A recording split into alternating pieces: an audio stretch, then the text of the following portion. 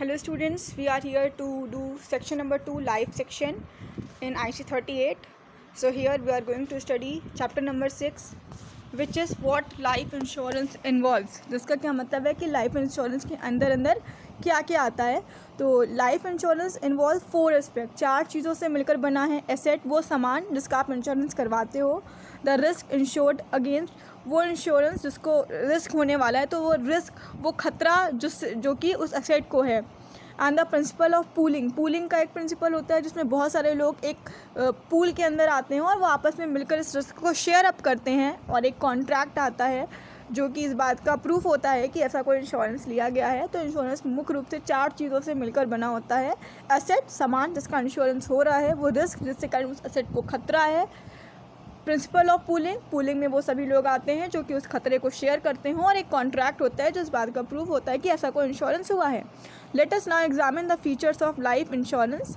This chapter will take a brief look at the various component of life insurance. तो आइए समझते हैं कि जो लाइफ इंश्योरेंस है उसके क्या क्या फीचर्स हैं और क्या क्या उसके कंपोनेंट हैं. तो यहाँ पर हम लर्न करने से हमें क्या पता चलेगा, हमें पता चलेगा कि लाइफ इंश्योरेंस बिजनेस के कंपोनेंट्स क्या क्या हैं, ह्यूमन लाइफ वैल्यू क्या होती है और क्वालिटी क्या होती है. इसके बारे में हम यहाँ पर आज जानेंगे. तो सबसे पहले हम समझते हैं एसेट यानी ह्यूमन लाइफ वैल्यू. कोई ह्यूमन लाइफ वैल्यू HLV कहते हैं. तो जब भी ह्यूमन लाइफ वैल्यू या HLV की बात हो, समझ जाइएगा कि एसेट की बात हो रही है. तो we have already seen that an asset is a kind of property that yields value or a return. For most kind of property, the value is measured in precise monetary term. Similarly, the amount of loss of value can also be measured. कहने का क्या मतलब है कि हम पहले ही देख चुके हैं कि कोई एसेट या कोई सामान एक तरह का ऐसी प्रॉपर्टी, एक ऐसी संपत्ति है जिसका कोई वैल्यू है, जिसका कोई मूल्य है, जिससे हमें बाद में कुछ मिलता है. जैसे आपने कोई गोल्ड की ज्वेलरी रखी हुई है तो वो एक संपत्ति है क्योंकि उसकी बाद में कोई उसकी अमाउंट है जो आपको उसके बदले में मिल सकता है. तो for most kind of property the value is measured in precise monetary terms. तो ज़्यादातर जो संपत्तियाँ होती हैं उनकी उसके मूल्य का मूल्यांकन किया जाता है और प्रिसाइज मैनर में किया जाता है. तो उसी तरीके से हम उनके लॉस होने पर भी वैल्यूज़ को मेज़र कर सकते हैं. एग्जांपल के लिए कार का दिया हुआ है जहाँ पर एक कार का एक्सीडेंट हो जाता है और जो अमाउंट है डैमेज का उसे लगभग 50,000 एस्टिमेट किया गया है. तो the insurer will compensate the owner for this loss.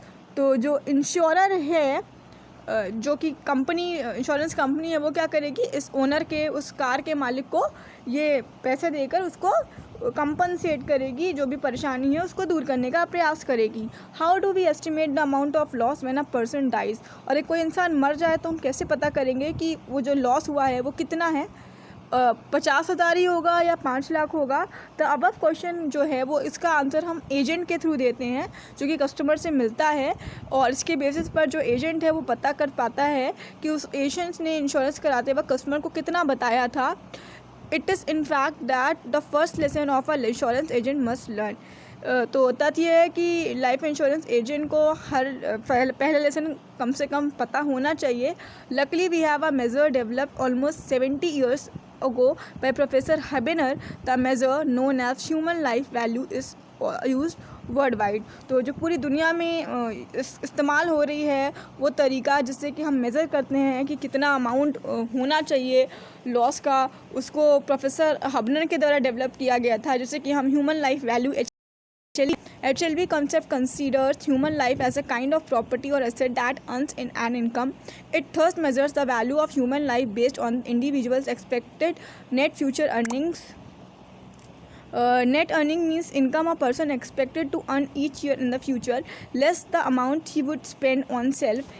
If thus indicates the economic loss a family would suffer if the wage earner were to die prematurely. कहने का क्या मतलब है कि जो HLV ह्यूमन लाइफ वैल्यू का concept है वो एक तरह की ऐसी संपत्ति है जिसको कि वो कोई इंसान जो है, कोई अफसर जो कमाता है अपने जीवन में, इसलिए जो ह्यूमन लाइफ है वो इस बात पर डिपेंड करती है कि वो उसकी नेट भविष्य की अर्निंग कितनी होने वाली है, वो कितना कमाने वाला है.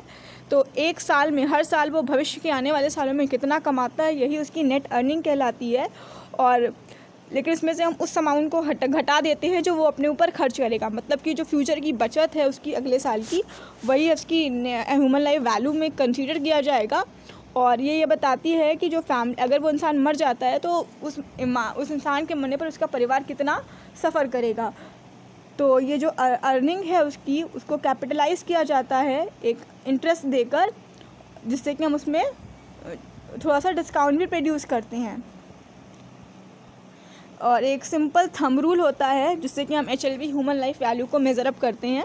ये डिवाइड करता है एनुअल इनकम ऑफ फैमिली को, even if the bread earner was no longer, अगर जो घर का कमाने वाला है अगर वो ज़िंदा नहीं है तो भी, with the rate of interest that can be earn, किसके द्वारा, रेट ऑफ इंटरेस्ट के द्वारा। एग्जाम्पल के थ्रू इसे एक समझने की कोशिश करते हैं कि मिस्टर राजन जो थे वो 1,20,000 रुपये एक साल में कमाते थे और 24,000 रुपये खुद पर खर्च कर देते थे। उनके मरने के बाद जो 96,000 रुपये हैं वो क्या होंगे, उनकी नेट अर्निंग होगी। तो जो रेट ऑफ इंटरेस्ट अगर हम इस पर 8% लगा देते हैं तो ऐसी कंडीशन में जो उनकी ह्यूमन लाइफ वैल्यू है वो कितनी हो जाएगी, उस 96,000 को हम डिवाइड कर देंगे रेट ऑफ इंटरेस्ट से। तो कितना आया देखिए, 96,000 को उसने 8% के हिसाब से 0.08 से डिवाइड किया तो 12,000 रुपये, सॉरी 1 लाख, ये कुछ बैठेगा, हम 12 लाख रुपये, हाँ 12 लाख रुपये है, तो 12 लाख रुपये आया।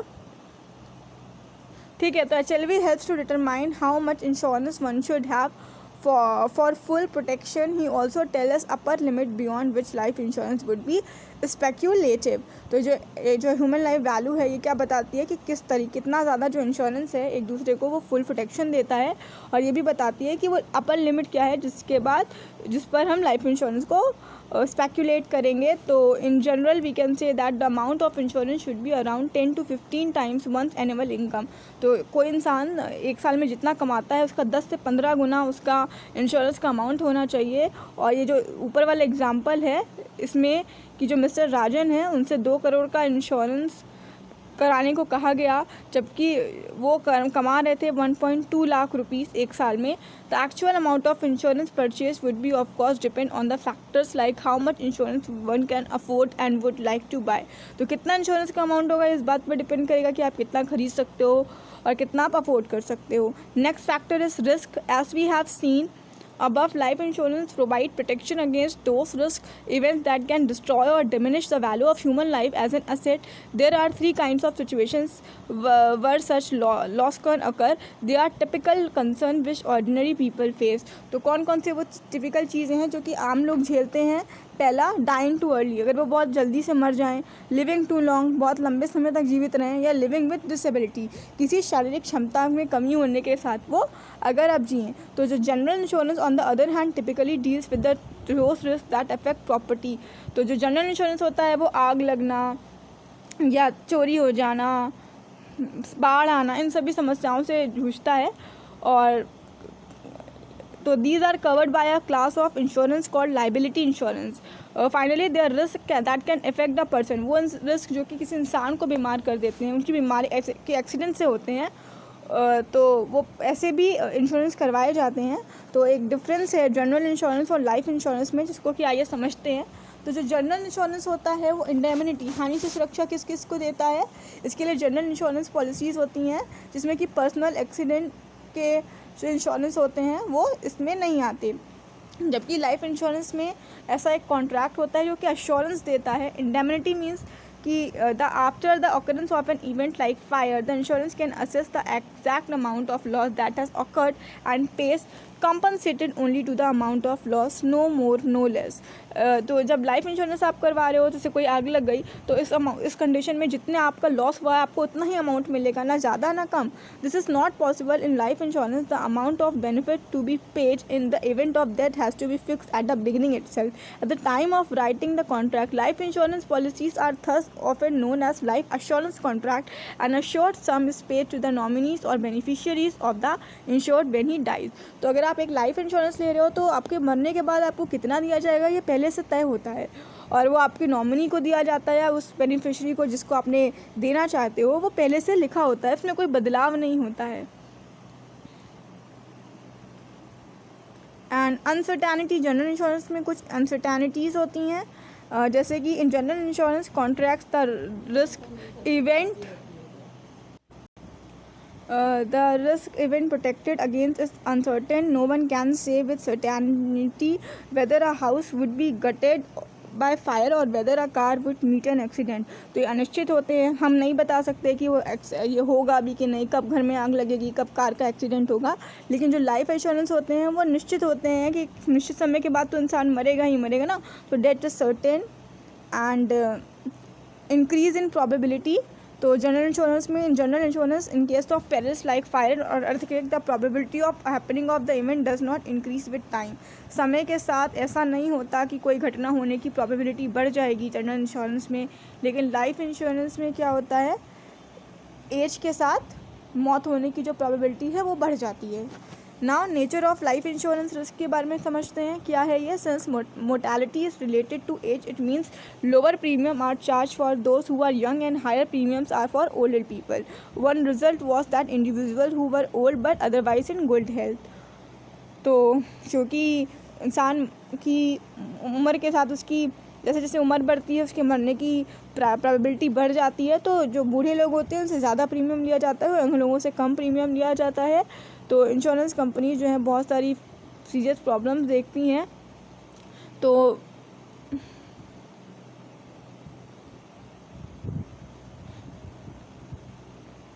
the sought to develop contracts whose premium could be afforded and hence paid by individuals throughout their life. This led to development of level premiums. इसलिए लेवल प्रीमियम्स की व्यवस्था की गई है. आइए समझते हैं लेवल प्रीमियम क्या होता है. The level premium is a premium fixed such that it does not increase with age but remain constant throughout the contract period. तो ये लेवल प्रीमियम एक ऐसा प्रीमियम होता है जो एज के साथ बढ़ता नहीं है बल्कि वो पूरे कॉन्ट्रैक्ट पीरियड पे सेम रहता है. This means that premium collected in early years would be more than the amount needed to cover death claims of those dying in these ages, while premiums collected in later years would be less than what is needed to meet claims of those dying in higher ages. The level premium is an average of both. This means that the express premium of earlier ages compensate for the deficit of premium in later ages. तो देखिए जो कम as में जो premium दिया जा रहा है और जो बड़ी एज में मैक्सिमम प्रीमियम दिया जा रहा है उन दोनों की एक एवरेज वैल्यू को लेकर हम एक लेवल प्रीमियम को यहाँ पर अब डिसाइड करने वाले हैं. So now components of level premium. पहला होता है the first known as the term protection component consisting of the portion of premium actually needed to pay the cost of the risk. इसमें वो ये प्रीमियम होता है जो आपको रिस्क से बचने के लिए ज़रूरी है देना. एंड नेक्स्ट होता है कैश वैल्यू एलिमेंट जो कि एक्सेस पेमेंट देता है पॉलिसी होल्डर. ये एक सेविंग का कंपोनेंट होता है. Now we are going to study principle of risk pooling. Then life insurance companies have been classified as contractual financial institutions. This means that the benefits payable to policyholders have often taken to form contractual guarantee. Life insurance and pensions have traditionally been purchased above all things for the sense of financial security they provide. The security arises as a result of the way the contracts are structured and certain safeguards are built to ensure that insurers are in a position to pay. तो जो life insurance companies होती हैं वो classify की गई हैं contractual financial institutions के रूप में. इसका क्या मतलब है कि जो बेनिफिट्स दिए जाते हैं पॉलिसी होल्डर को वो कॉन्ट्रैक्चुअल गारंटीज़ के बेसिस पे लिए गए हैं. Life insurance and pensions have traditionally been purchase. जो लाइफ इंश्योरेंस है उनकी जो पेंशन्स हैं उनको परचेज़ किया जाता है और इन सभी चीज़ों के ऊपर जो फाइनेंशियल सिक्योरिटी प्रोवाइड की जाती है. तो security arises as a result of the way the contracts are structured. तो म्यूचुअलिटी को समझ लेते हैं. Mutuality is one of the important way to reduce risk in financial markets. The one other being diversification. The two are fundamentally different. तो एक diversification और mutuality इन दोनों में क्या डिफरेंस है? डाइवर्सिफिकेशन क्या है? Under diversification the funds are spread out among various assets. बहुत अलग अलग तरीके के असेट अलग अलग तरह के सामानों के बीच में हमने अपने फ़ंड को बांट के रखा हुआ है.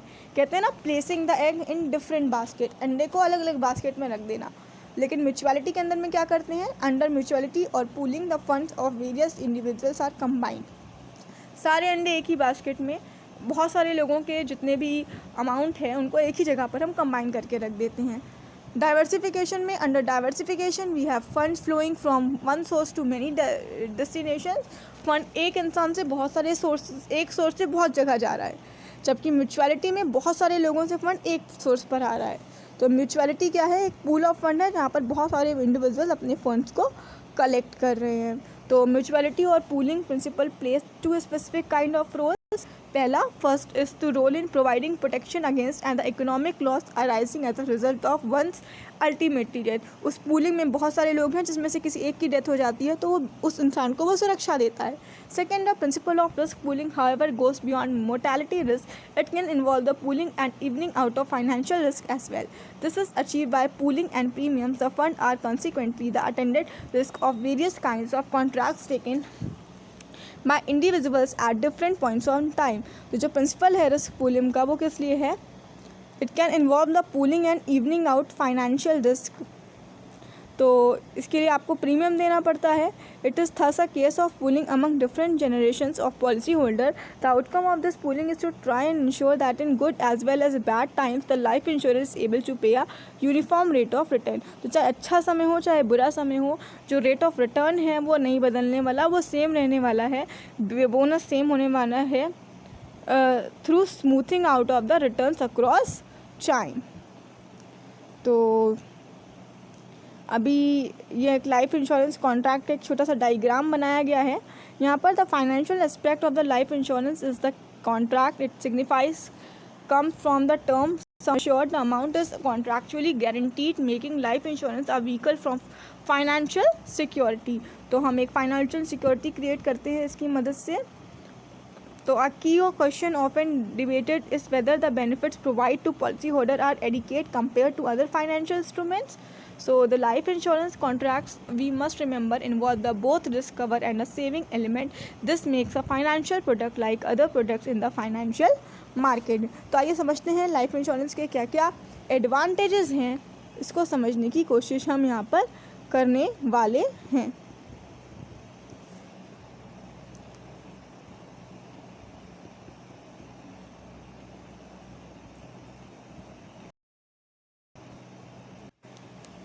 It has historically prove to be a safe and secure investment. ऐतिहासिक रूप से इसे एक सेफ़ और सिक्योर माना जाता है। इसमें मिनिमम रेट ऑफ रिटर्न है जिससे कि कॉन्ट्रैक्ट का ड्यूरेशन आपको बढ़ाया जा सके। रेगुलरिटी है प्रीमियम्स में, एक डिसिप्लिन है और ये टाइम सेव करता है, सेवर्स की रिक्वायरमेंट है। Insurance take care of investment management and frees the individuals of this responsibility. It provides liquidity, पैसा आप कभी भी निकाल सकते हो, डाल सकते हो, लोन ले सकता है अपनी पॉलिसी पर, उसे सरेंडर कर सकता है। इनकम टैक्स एडवांटेजेस देता है और ये सेफ़ है और क्रेडिटर्स का क्लेम है। डिसएडवांटेजेस क्या है, as an instrument with relatively stable returns its subjected to the corroding effect of inflation on all fix income investment. तो इन्फ्लेशन के कारण जो फिक्स इनकम में ये को ख़राब कर सकता है और जो हाई मार्केटिंग है और दूसरे इनिशियल कॉस्ट हैं लाइफ इंश्योरेंस पॉलिसीज़ के, वो अमाउंट ऑफ मनी को जो अर्लियर ईयर्स में एक्यूमुलेट किया उसे कम कर देता है। The yield while guaranteed must be less than that one other financial market instrument. Lower yield is the result of a trade off which also reduces the risk. तो hopefully आपको ये chapter समझ में आया होगा। Now we would after this we would start new chapter. Till then, stay connected.